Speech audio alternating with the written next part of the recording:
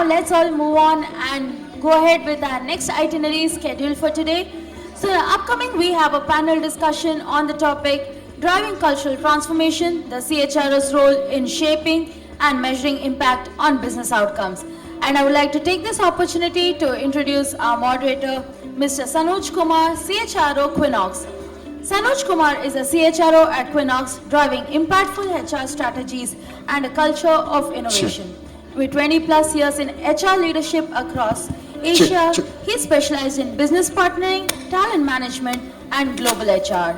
Formerly with Mindtree, Wipro, and Infosys, he holds a law degree and an MBA in HR, blending strategic insight with deep operational expertise.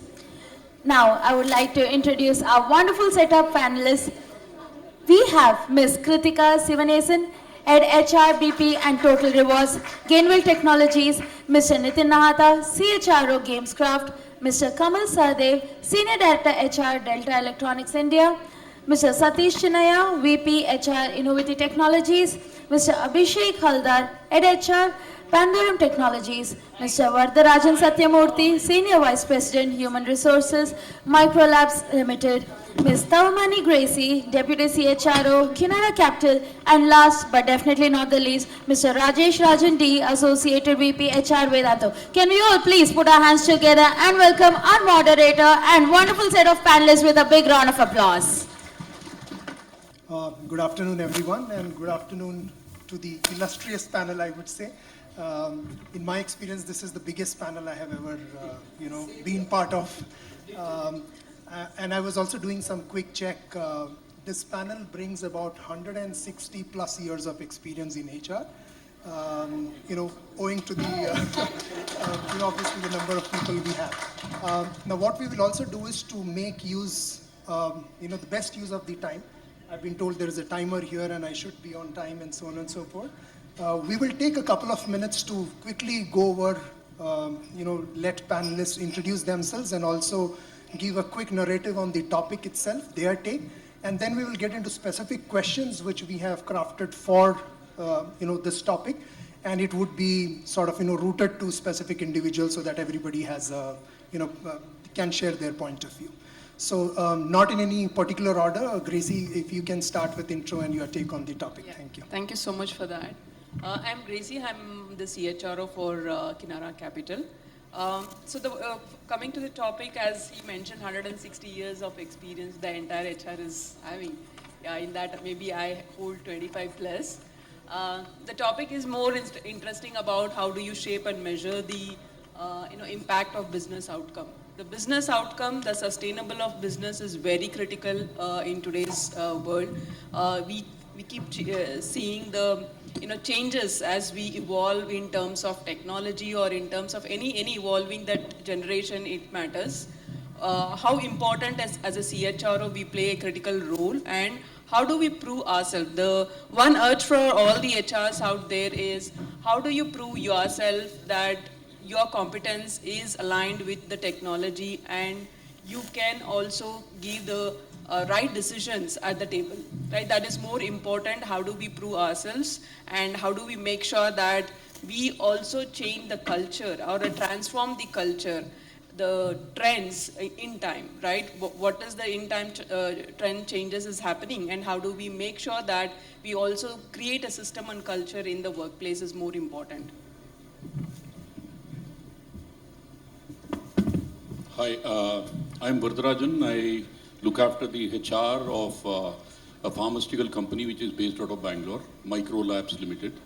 I also take care of L&D as well as the commercial excellence, which is nothing but the analytical arm. Thanks for inviting. And what I see as far as the HR perspective of culture and the transformation, I only bring in two things. One is culture, each organization and the individual, how they imbibe and marry their thoughts together becomes a very important aspect, and technology is an enabler towards it.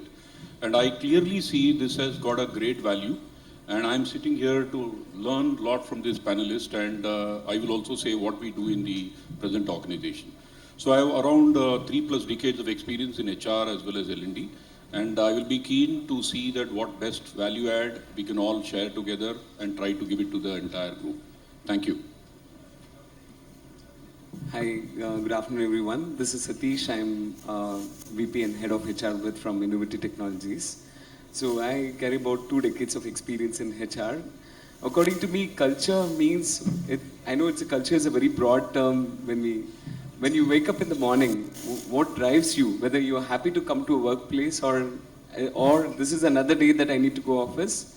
That's what culture according to me is. And I'm going to talk about some of how do we measure culture and how it has been helpful in our current organization and how successful we were in helping and supporting the business. That's what I'm going to talk today. Thank you. Hi, Abhishek Haldar here from Panduram Technologies. We are a biotech startup based in Bangalore. And I come with little over 15 years of experience in HR. And the cultural transformation, this has always been part of the role of a CHRO. I mean, this is the only CXO level role which is probably for them. The primary focus has been, into improving culture, improving, employee experience and so on. And this will continue to be so. I mean, over the years, probably it will become the frequency of the transformation, if you see 10 years back or 20 years back, what it used to be, and compared to that now with more and more technology, more competitions from startups and all, this will become, more frequent, the transformation. So very much looking forward, to the discussion. Thank you. Hi everyone, Nitin. I head the group HR for Gamescraft. Talking about today's topic, I think it's very important for us to understand culture when we talk about business outcomes. It's very important that who takes the ownership of this in an org. Very often people say culture is the HR prerogative, HR is the custodian. I think the fundamental way, if people or leaders are thinking, that's the fundamental mistake. Culture is not HR responsibility. It's the leadership responsibility. It's everyone's responsibility because what you experience, it cannot be created by one person. You can be a custodian of it.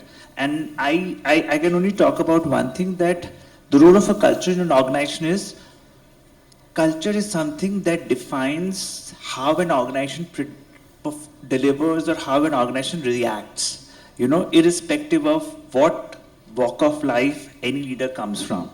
There is the reason why I have worked for 10 years with Tata Group. There's a particular reason in which people behave, Tata Group responds or any other organization responds. That's irrespective of any one of you being there or not being there in Tata. It's able to capsulate you in that flavor, and that's what culture is all about. Hi, my name is Kamal. I'm part of Delta Electronics. It's a Taiwan-based multinational company. So I'm heading various functions in HR there, and I think it will be great today because we have a huge panel. So even if we can take, some insights, 1 or 2 insights from everyone, that would be a great learning for this entire, room.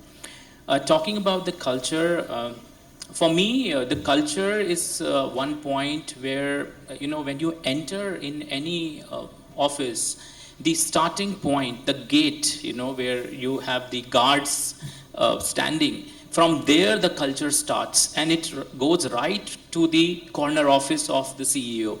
And, this is something which you can see, feel, smell, and this is something which is right now considered as a soft skill, but I think it is more to do with the imbibed skill as a competency, in the entire ecosystem of the organization. So a very, very good topic which we can learn from, and I am also looking forward to share thoughts and learn with this panel. Thank you. Good evening. It's afternoon, right? Good afternoon. I'm not going to tell how many years of experience I have. My name is Kritika Sivanesan. If you want to know more about me, I'm available on LinkedIn. Please do connect there. But I definitely sound or resonate with Satish. Ikigai is what is the term, which they say you wake up and you want to go to work. I go to work because I have EMIs to pay. Point blank. I don't think there's any big motivation for me per se, but everybody has their own ikigais. How can we work on that, right? For me, I need a good paycheck, so we have a good comp and ben person heading the team. So there's good compare ratios or good pay ranges, and hence we are able to motivate. So different motivation for different people. One of the things when it says culture that I can remember is from the previous organization, one of the questions in the culture survey was, do you have a best friend at work? If you do, the chances of you being in that company is higher. And this was already founded by, like, you know, the team which was working on in my previous company that I was working with, where they found out. And we could see that the percentage increases, our attrition was much lower. So maybe that is something that we can all ponder upon and see how we can work towards, bringing that concept back. Over to you. Thank you. Same Ikigai, hence we're sitting next to each other, yeah? My name is Rajesh Rajan. I head the HR at Vedantu, an EdTech organization. My take on culture is that in this today's high, fast-paced business landscape that we are in, I think the culture word is no more an engagement calendar in the HR leaders per se, very clearly. It is truly acting as a competitive advantage. And today I'm here to share some of the best practices that we do at Vedantu. And I bet my life and I promise that these practices are first of its kind practices, teacher-first culture practices that we practice, which no other EdTech players in the country does it. And that's what we believe, that the strategies probably has moved certain quarters for certain EdTechs. And if Vedantu is still standing tall as one of the top leading organizations, it's probably because of the culture that we have, which is moving the decades for us. And of course, like how Sanoj said, with 150 years of experience, I'm also here to, 160 years of experience, I'm also here to take away certain learnings. Thank you. Thank you so much, everyone. And Rajesh, since you spoke of Vedantu and that also the fact that you would like to share some examples, the first question is to you. What are the culture traits which organizations practice today to sort of foster, a better work environment, and what is the specific role of CHRO in your views? I mean, just to take a little bit of, taking a step back, right? The definition of culture for us in our organization is this. I have a certain personality, I have a certain behavior. Similarly, each one of us have certain personalities and behaviors. An organization has certain personalities and behaviors. We are not here to debate on what's right or not. We are here to, kind of see who fits into it and who doesn't fit into it. That's the definition of culture that we take away in the organization. And I personally believe that it starts from the kind of the people that you get in and the kind of the people that you train. Right? I think there are strongly three traits that we have learned and we religiously practice. I think the first trait to make a culture-first organization is speed. We all talk about it in a startup. Do fast, fail fast, run fast, then start up another startup, keep going in that cycle, but with psychological safety. I think that's what most organizations fail. Like taking away from what Kasturi said in the morning also, right?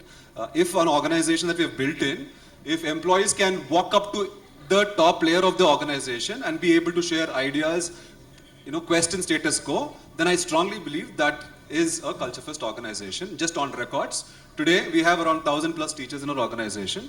Everybody has access to Mr. Anand Prakash, the co-founder of the organization, who can go meet and talk about anything as simple as my t-shirt is not come, my FNF is not released. It could be as simple as that, And there's not open door policy and all that jazz. It is not done by accident, it is by design. Like how ma'am was saying, it's a top-down approach. I think that's the first trait.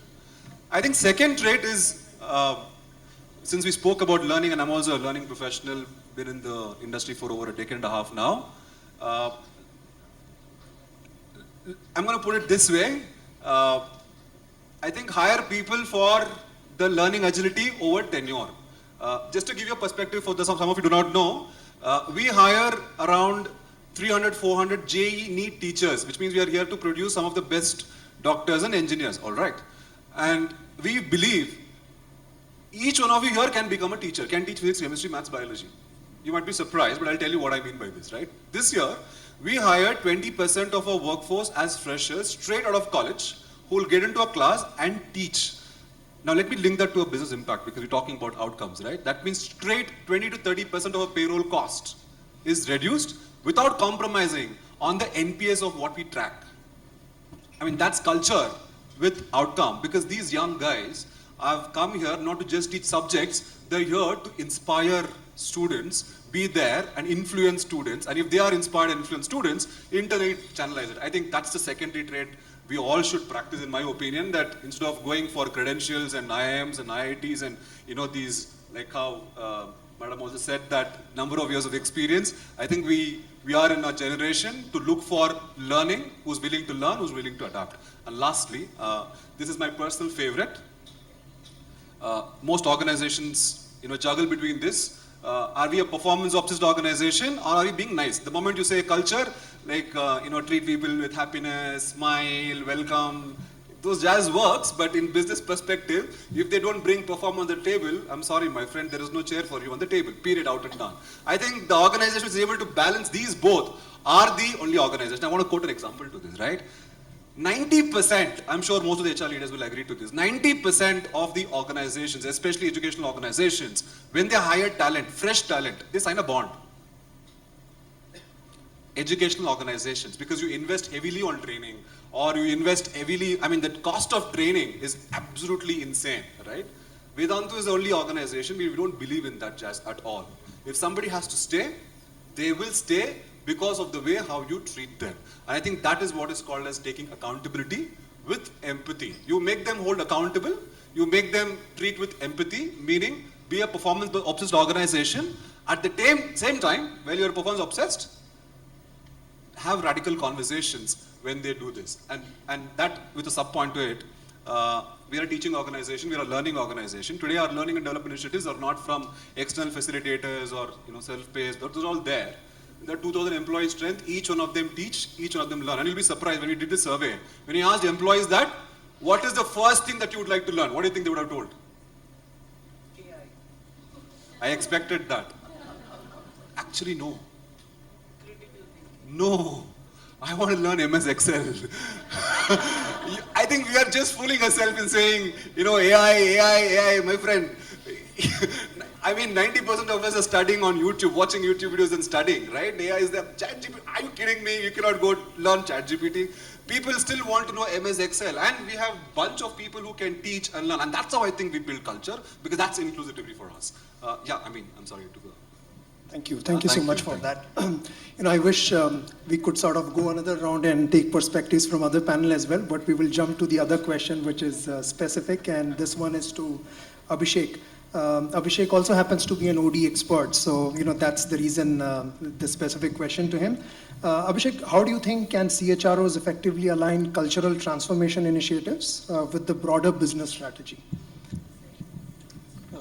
I think first it's very important to understand the business in terms of how the company makes money, what are the strategic goals, how does it translate to the culture, what are the implications on the culture. For example, at Pandorum, we are a biotech startup, and we are purely into research and development of artificial human organs, like artificial lungs, artificial liver, cornea, which can be implanted into human bodies to kind of cure a certain disease. Just to give you a perspective, there are more than 25 million people in the world who are suffering from corneal blindness. And if this bioengineered liquid cornea, the product we are working on, if it is successful, then each one of them can get the vision back. So the reason I gave this example is when you think of this kind of company, the first thing comes to your mind in terms of the cultural implications is innovation, right? So that is one of the implications. Second is in terms of the funding. Now we are a pre-revenue generating company. We are not yet a revenue generating company. We are purely backed by the investors. And the only way they will give us the next round of funding is once we meet the milestones that we have committed to the investors. So which the implication again is you have to be razor sharp on the performance management. So that's, again, just to sum it up, understanding the business is very important for any cultural transformation in my view.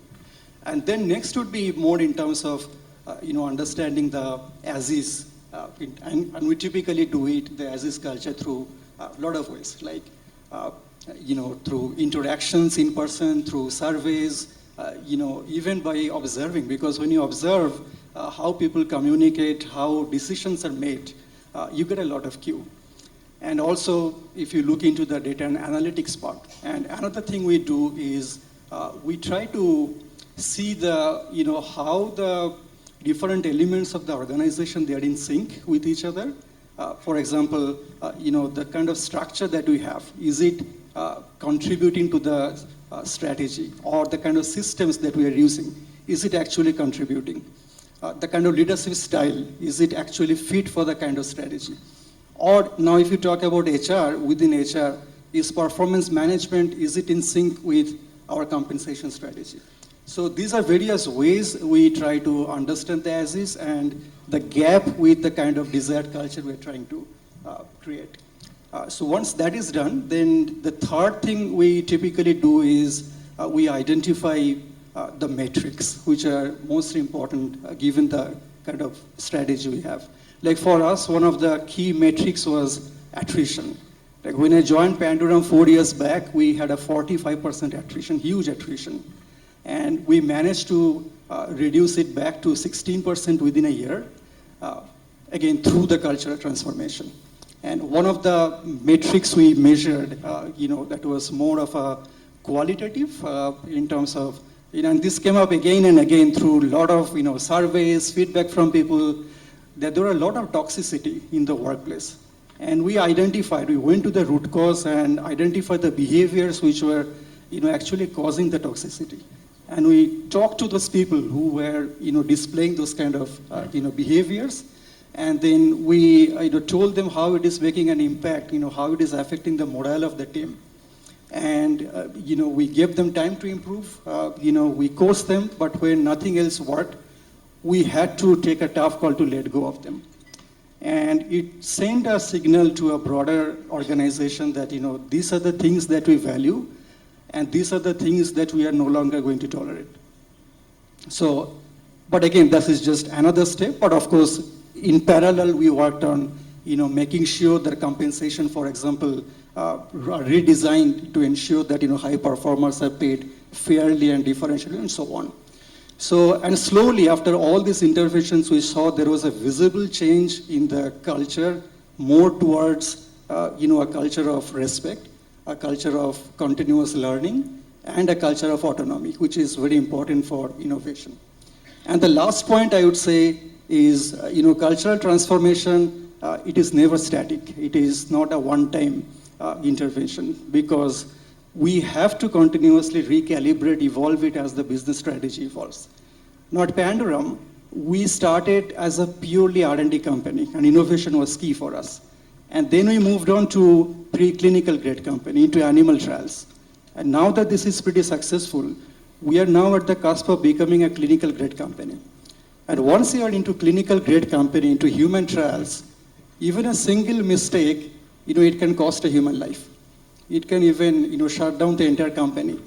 Which means from innovation, we are slowly transitioning more towards, quality assurance, quality control. So those are the things we are trying to, integrate into the performance management, to training, and so on. So just to sum it up, again, we have to be very responsive to the business strategy, and at the same time, we have to evolve it as the business strategy evolves. So how we do it, typically we require a lot of patience, because any transformation, it doesn't happen in a day or in a month. We need to have a very strong purpose. And third is we need to have a very high precision during execution. Thank you. Thanks, Abhishek, for that. Coming to Kritika, since you also head HR, BP, and rewards, and I would like to assume that you are closest to people in your organization, how does employee engagement data play a role in cultural transformation, and especially in your organization?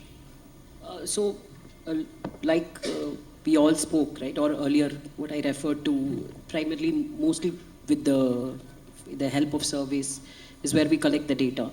So it helps us to understand ground reality, to see what are the areas that we need to work on, and where we are good that we still need to keep at it. A lot of the times, a lot of the organizations, what they do is they definitely focus on the bottom three, but they forget in the entire chasing up of the bottom three, forget to focus on the top three that we still have to retain.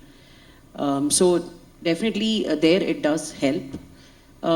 Quite a lot of surveys, Gallup, McKinsey, Quantum, etc., which talks about the better the engagement scores, the higher the productivity, the higher the, or the lower the attrition, the better the performance, etc., etc. So I think a lot of these surveys also point to one thing, that culture plays a huge role in terms of top level as well. You know, bringing in the business or keeping us afloat or triggering us further as well. So I think there it definitely works. But as HR professionals, what we need to focus on is aftermath of the survey. So we just take a survey, we understand, and we can't just let it go.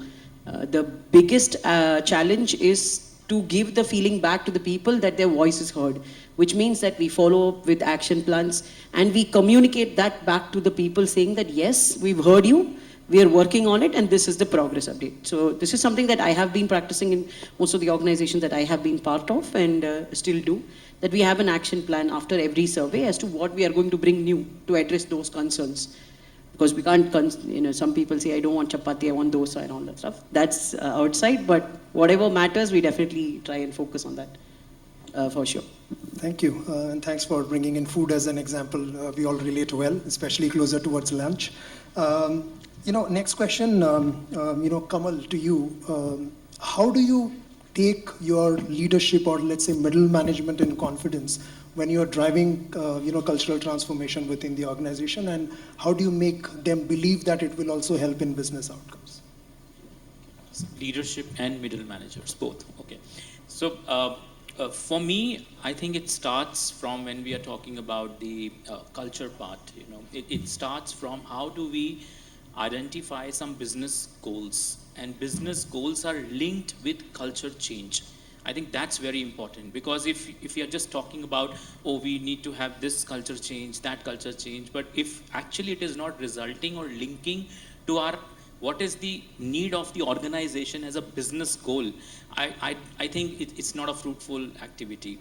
So if I have to take my own example, so I come from an organization, Delta Electronics, which has a wide spread of people, region, presence, and of course the products which are from, say, from EV, solar, automation, so whatnot, in technology and electronics. So we have both the sides. One is the R&D, and another is the manufacturing, And whenever we have to take a call to build any initiative or any, policy or process, there is always a conflict, that, okay, maybe this will work with R&D, say, for example, work from home for some section, but how do we really do this for MFG? And there comes the HR hat, of equality, where we always need to make sure that everyone is treated fairly and equally. So, I think this strong kind of a dilemma, what we have always, and how to balance it. This starts from the voice of people, like Kritika also said, that how we hear the voice of people. We also make sure that that voice of people is reaching to the right leaders. That's the another step, because when you have the engagement score for your seeing, you can also invite your key members, the think tank of the leadership team, and really go through point by point, what are those red, circles where probably you need to focus on. Is it a trust with the leadership, or is it some tactical or operational, issues? And building that with the help of the leadership and creating, I would say co-creating, this strategy, how to tackle it with the leadership team. That's something which can be very useful. And I have seen personally that once organization make the mission statements or the vision statements in a closed room with 10, 12 people, with, the strong leaders and CXOs, those mission statements are kind of just, I would say, just posted on some of your communication mailers and other stuff. But actually, it is not that we make sure that those mission statements and vision statements are part of the current are, like you said, middle managers, because they are the ones who really convert those visions into actions. They are the ones, because if you have, say, organization of 2,000, 3,000 people, and if 10% of your organization is around 10-15% is your middle managers who are really cascading those learnings into the bottom of the pyramid. So those are the ones we really need to make sure that they come and sail through with us. Yeah, I know I'm saying that it's not very easy, but we really need to have that kind of awareness that how can we make those be part of the boat. And giving this example of the mission statement, we have done that, and we have also invited those leaders to do some small town halls, mini town halls within their departments, so that they can cascade and they can walk the talk, and it can create a belief organization within an organization. I think that's the very point, the right communication and co-creation with the leaders. That's how CHR can solve most of its problems. Thank you for that. Nitin, you are part of a B2C setup and especially gaming industry. Would be interesting to learn from you, how do you bring in employees' voice as part of culture transformation journey? What do you do differently in your organization? Thanks. I think one of the important things which I was talking about is, how do you define your organization's culture? We all spoke about competitive advantage, business, all of that. But let me tell you, a 2-year experience engineer who's with your organization, what are you expecting him to experience your culture as? So I think the most important thing is, are you able to put across something which visibly can be experienced by the employee? Because all of this jazz, all of these complex words and strategic words that we end up using often confuses, because culture is something that everybody has to experience, right from the one who is at the entry level of your organization to the top level.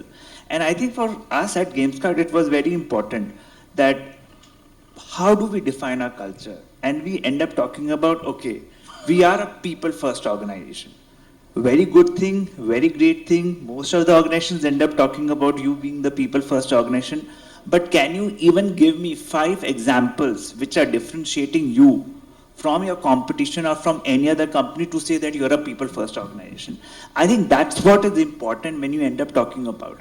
So the first thing is that culture is not something that one person creates. It's all of us. If we all are 500 of us sitting in this room or 250 of us, what we all do actually impacts the way everyone experiences the culture. So one thing is the role of everyone in this entire process. Second is, how are the organization policies and actions reinforcing or not reinforcing the culture? Like when we said people first organization, everything is fine. I think Rajesh spoke about, we don't fire people or people stay with us. But I think the point is that when GamesCard was going through a scenario where regulatory overhang was there, most of our competition used this as an opportunity of firing people. We said, okay, psychological safety is there, we are not going to fire a single person. Why? Hiring good talent is very difficult. And CEO's first thing was, let's find out what are the other things that we can do to keep these people in the company. And that was the entire thing. Instead of looking at, okay, mera headcount hai 400, I have to get it to 250, my employee cost is right now at 45 crores, I have to get to 25 crores. I think that's where when people start experiencing in terms of what you are able to do from the standpoint of being a people first organization. The second, the most important thing, I don't know how many of you understand that how many of you have benefits which are very progressive in nature. CXOs get X by 5 is something that the people at the ground level end up getting. Your founders are there for whom the car parking is secured. But when I am a new joinee, I have to either park there or I have to go 2 kilometers away to park my car. I think that was the first thing. The first thing we did was that, car parking is on first come, first served basis. And the point is that founders still will have a driver. But the employee who's coming, he doesn't have a driver, so he must be given preference. My medical bills, if I'm going to a hospital, they don't see, oh, your designation is you're a founder, hence your bill is 10 lakh rupees. Oh, you are a junior assistant manager, your bill is going to be 2 lakh rupees.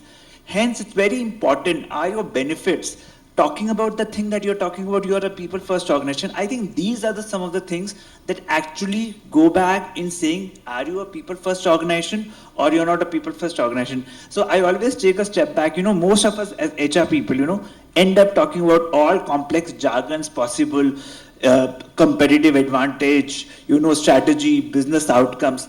Arey bhai, the guy who's there working with you with a 2-year experience, for him, all of that is fine. Is it impacting him in which way? Is he seeing you as a people-first organization? Is he seeing it, all of that, as a jargon where there's so much of clutter, every second organization is talking about it? So I think that's the most important element when we talk about it. So for us at Gamescraft, it becomes very important.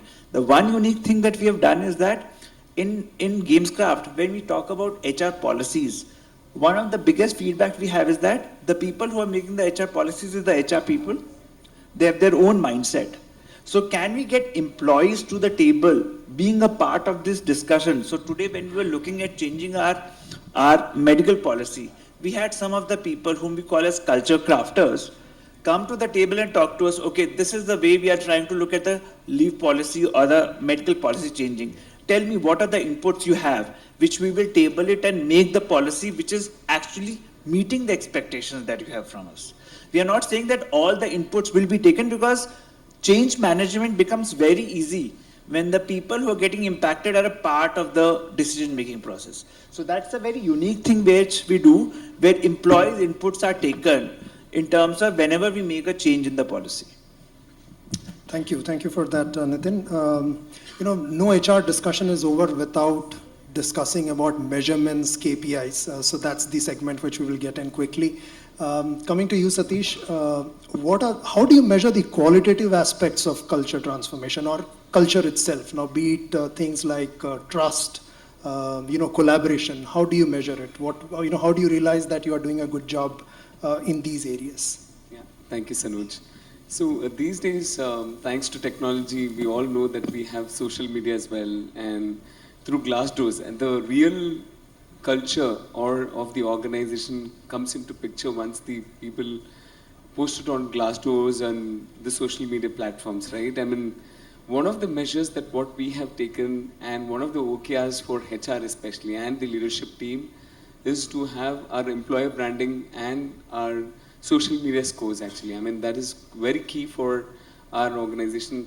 And in my current organization, we had some of the infant attrition, especially at a leadership level. So we were actually thinking what we could do to stop that. And what we have done is we actually got our cultural values embedded into our psychometric assessment. And these cultural values, we actually float that psychometric assessment to all the candidates who are applying with us. That's the first step.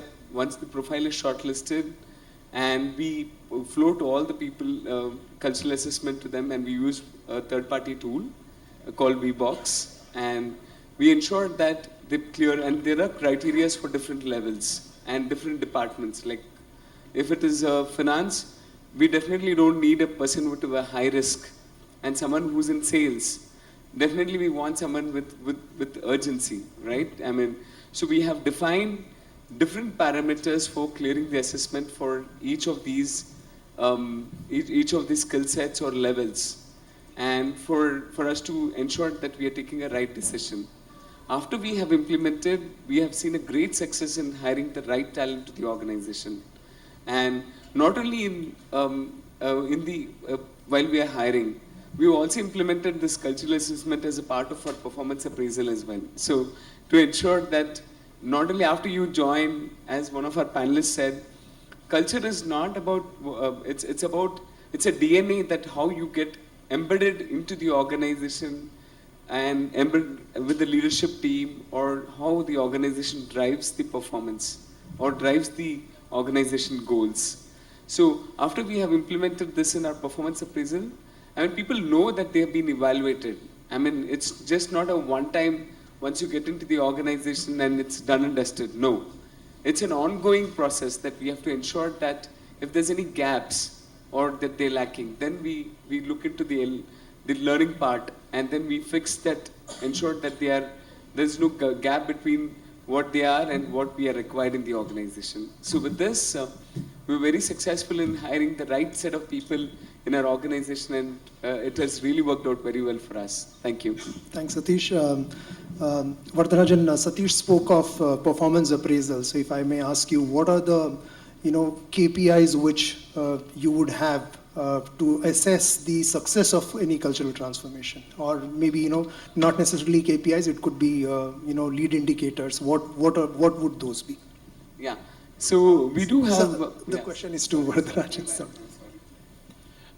Thank you, Sanuj. And let me put it like this. Like, for example, we don't want it to be very complicated because we deal with more than 22,000 to 30,000 people in our company. So we have put them into 4 boxes. How do we do it is very simple.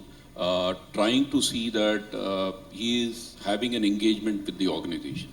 Because we know the moment there is a derailment somewhere, which either could be his immediate manager or somebody, then we can understand that there are some sort of this one. So HR plays a very pivotal role in culture of an organization. I think we cannot divide by saying that everybody plays a culture, but HR is the owner of the culture of an organization. And I believe that leadership also believes the same. And in our company, that is what we do. The second important aspect which comes is the development. I think you'll agree with me that development is oneself tries to see that I want to reach some goal and aspiration. As organization wants to look at business, the individual thinks about that what he has to achieve at every milestone. So we ask him, we hear him, there are pulse surveys, we have the e-voice surveys, we try to understand from them and try to fix certain things we don't know, and we again go back, ask them, and this is what HR we all do together. And very, very important aspect which comes is rewards. The reward points, whatever we say, is one of the motivator for an employee. So we clearly see that how can we see that the rewards, normally what happens is we believe AIs and lot of Excel which was talked about, these according to me and probably our organization is these are enablers. They cannot substitute human being and the mindset. I think we are overdoing it or overselling it at times. So what we have done is we go to the desk, sit with each people, trying to understand what sort of reward points he is looking at, what is the expectation of the organization. We marry the thoughts so that there are stretchable goals and trying to marry the reward point so that it motivates him to see that those goals are achieved as an organization. And last is the career path. The career path is something where you'll also appreciate that some of the people join the organization because they want to be growing at a quicker pace, and some they say, okay, whatever I am, it's okay. So we identify those clear understanding from each of them through either a survey. We don't use too much of technology at times for this. We do speak to them and we understand the vibes on which they want to climb and adapt to the ladder. And some of them also make it very clear that I don't want to go up the career path. I want to be where I am. We say, so be it. And what else you need, there could be some rewards or something. We say, okay. And those, they want to have a career path. We have a very clear laid out plan. And we say that these are the developmental goals you achieve, and we will assure that these are being done. If those people who don't achieve, we continuously help them and support them on a regular basis. So we have 4 clear pillars on which we work, and that has partly helped us. I won't say everything is going great because you'll appreciate this is an ongoing process. We are trying to discover solution for this, and we presume that as an organization being in pharmaceutical world, we believe the human touch is very important. So we propagate a message to the community at large. We are a plastic neutral company. We have one of the brands which has been very popular for fever. We have made it plastic neutral. We propagate a message that this is going to be community message, and we enrich that stickiness of employees very clearly seen, and we drive it towards the single goal. That's it. We do it regularly. Thank you. Gracie, coming to you. Okay, that's, I thought we are doing good on time. Yeah. Gracie, all panelists spoke about the present. If you can help us in sharing your views in terms of how does CHRO's role you envision in the next 5-10 years, especially for furthering this, cultural transformation journey. So anything new, and because of the fact that the workforce and technology expectations are also changing. So what is your view on that? How would this role change? Yeah. So when we talk about technology, we see how rapidly the technology is growing, right? So I would just like to add one data point. The AI chat GPT, right? In 2020, it was the value worth of $39.9 billion. Can you imagine in 2024 what was the number? Any guess? No? Any number? Sorry? From 39.9 to what in 4 years? It was $500 billion, right? That's a speed, or that's a rapid growth what we are seeing in the technology. So how is HR evolving and aligning to this? That is more important. So when we talk about the future, there is one more survey which was done. Out of 456 CEOs, only 7% they said that the CHRO is aligned with the tech savvy or a AI savvy, right? So this is what, as an HR, we need to evolve. At the same time, how can we build a culture to evolve the workforce? That is more important. So when I say business outcome, it is, for me, it is two things which comes to my mind. Is one thing is about how do you make sure that one is the productivity and the sustainability. These are the two important things for the business outcome. So what do you do for this, right? The three important things which I believe in is, one is you change the culture as the trend in a real-time basis, right? Today we are talking about AI. In next 5-10 years, we don't know what we'll be referring to as a technology, right? There is something else which is coming. So how do you prepare yourself? How do you make, the second point is a more predictive analysis and the data-driven approach, right? These are the strategic thing which not only the CHRO, the entire HR universe, right? Whether it is an L&D or it's a talent acquisition or an HR BP, they all comes from the they all are the same fruit from the tree. So we need to understand how this is important, how it is more strategic when you are asking a seat at a table, right? The third point is, how do you shape adaptive and the resilient organization? There is an ups and downs in the organization, in the business. So how do you make sure you create that culture, you create a system itself that inbuilt that how these things they approach as we change the trend, how it is important for a business, for its outcome. So this is the important thing for the HR to think about, like how fast we need to change ourselves, evolve ourselves, and make the organization also align to the business needs. Thank you, and thank you all the panelists. I do have a couple of questions, but I also wanted to give audience an opportunity to ask questions to any of the panelists in case you have any. We have in the culture, none of them are spot on the work ethics that has been, I think that has been necessary because, right, I mean, back in those days we worked for a job, now people are working for careers, and I don't know what believers and judges want to work for, right? So where is the work ethic, and how do you kind of imbibe into your culture, and how do you bring that up? Because that is most important for any productivity or whatever it is, right?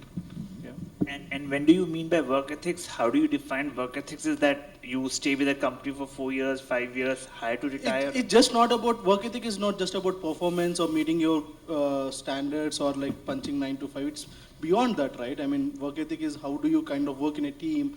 How do you evolve as a person? Everything works as a work ethic. It's just not tenure of, I've spent for 10 years, 20 years, right? Okay, let me try to answer that. So, the organization I come from, Delta Electronics, that is a Taiwan-based organization, okay? There, the most important thing are two things, discipline and quality. So that's imbibed in their culture. It starts from their home. So when you say the work ethics, we say the commitment. What is the commitment? Of course, the integrity is the first, which is non-negotiable. Second part is the commitment. What you commit, you do. You commit certain revenue, in this year, but if you're not able to really show those behaviors towards that outcome, I think that is something which is, then you are not on the boat of that same culture. So this is something which, as in HR, we need to practice a lot and make sure that there is a reinforcement of these values which we keep on giving to employees. So a part of that, what you asked is like, you know, what we can cascade down, right? Starting from the leadership. So how I treat my team is the same way they're going to treat me back. So I think, like everyone said, it starts from the leadership, and there has to be a buy-in in the organization saying like, you know what, I'll give you respect, you give me back. Unless, I think that's a given now. So why none of us touched about it is because I think we've reached a stage where we're all socially aware that this is how we need to behave.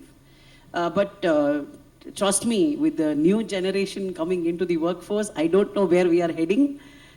Maybe we need some refresher courses on how to behave within the office, which all of us are, I think, are working in terms of our individual L&D capacity. But as I said, basically we've taken that as a given. It's a default. You need to have that to come into the corporate workforce. For us, I think apart from this, the most important element becomes honesty.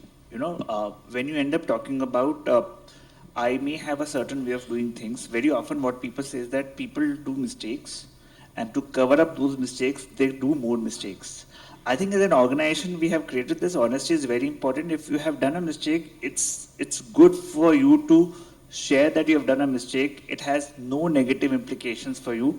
Implications are when you cover up mistakes, because that leads to a very, very wrong culture in an organization. So I think for us, it is very important to have honesty, because as someone was talking about, it's very difficult for you have in a multi-generational workforce to create one simple DNA or yardstick of what work ethics is. Something that really can become very important is the honesty, because when there's an honesty, you're able to manage, adapt your working relationships and way to create collaboration within the people. The second most important thing that in an organization happens is that in a meeting you do a particular discussion, a decision is taken, and something goes wrong, and you say, I told you this was happened. So second important thing is whatever said and done, you may disagree, but once you agree, you commit to deliver on that. There's no more question about I said that, you said that. We all are an equal part of the outcomes of that. So these are the important things from a work ethics perspective that we believe in multi-generational workforce. You can look at creating those common places for people to be there. Yeah, there is one question. Maybe that we can take one last question. Yeah, please go ahead. You said that your growth was from 39 million, whatever, it was 10 times. Right. Was it organic or was it through merger and acquisition? It was organic, like, you know, the value of the... Then I have a question. Yeah. If so, how did you manage the continuity of the culture fiber? How do you manage continuity of? The fiber of the culture, which is percolated, does not get damaged in such a dynamic growth. That's a big challenge. Yeah, that's a challenge which we are talking about. The CHRO, when we say that how do you sustain, I told that to business to sustain, we need to have that sustainability and the productivity which, you know, constantly evolving, right? As he was mentioning the work ethics, how do we maintain? It's all inbuilt in the maintaining the culture in the company. So shape the culture, you know, as the trend, transformation should happen is a real-time basis. So today we are talking about AI, and we are talking about how do we rapidly, you know, evolve to the AI level. But at the same time, we need to see, okay, today is AI, tomorrow is what? How do you predict yourself and ensure that culture is sustained in the organization across, you know, so that it doesn't, damage, or it doesn't make sure that we are not growing in only with the reason of culture is not built in the system, right? That is more evident that we need to keep changing or aligning to the culture requirement as the trend on a real-time basis. That's Gracie's superpower. She can't tell you everything. How she kept the culture back, right? It's your superpower. All right, I think panelists would be available outside during lunch as well in case you want to pick up one-on-one conversations, more than welcome. Thank you so much for your patient listening, and thank you all of you panelists for putting up with all the questions. If we looked disoriented at any point in time, it's because we met for the first time on stage, couple of us. So, you know, that is my bad. So thank you so much. Thank you all of you. Thank you, Mr. Sanuj, for moderating our session, and I would also like to thank our wonderful panelists over here. Can we please hear it out for them? I would like to now call upon Mr. Joseph Chinaya, Director Learning, NetApp, to do the honors by felicitating our members on the dais.